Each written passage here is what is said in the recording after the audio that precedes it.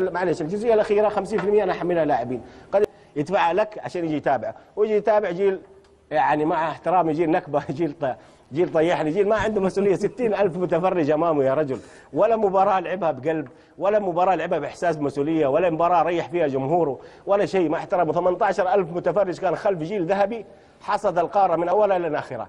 ما احترم. هذا يجي يشيل في سرواله ويرفعه يورينا البوكسر حقه يا رجل. والله يجي ولا يطلع لي بسناب شات بعد المباراه بساعه ساعتين يوريني يقصد الجل، ولا يدخل لي جل فوق راسه قرن جل حط لي هو. جيل يا رجل ما يبغى يعرق، ما يبغى يتعب، ويبغى 4 مليون و5 مليون على موضوع نور وايقاف نور. وكنت يعني قلت وما زلت اقول نور خذلنا في ذيك الفتره، لانه كل الجيل ذا عفوا الجمهور اللي وقف معاه وادخل ودخله التاريخيه في نادي الاتحاد، وكنت متالم من التصرف اللي سواه واخذ عليه العقوبه ربما القاسيه والطويله جدا. لكن شوف التجربه اللي شاهدتها في هذا الجيل، والله العظيم شراب نور في نادي الاتحاد وفريق الاتحاد انه يسوى هذا الجيل كله.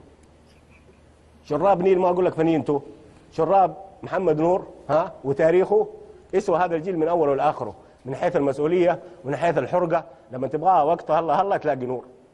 اوكي له سلبيات وله اخطاء وله اشياء كثير من العثرات التي لا تليق به كلاعب، لكن اللاعب اقسم بالله يعني يسوى جيل كامل اللي موجود في نادي الاتحاد، مع احترامي لاي اسم موجود غير محمد نور. يا ليت بتمنى بعض الناس تلعب يعني لاجل الاتحاد بس، لاجل القميص هذا اللي يحترمونه، بس يحترموا الجمهور الكبير جدا هذا اللي يوقف وراك، جمهور تاريخي.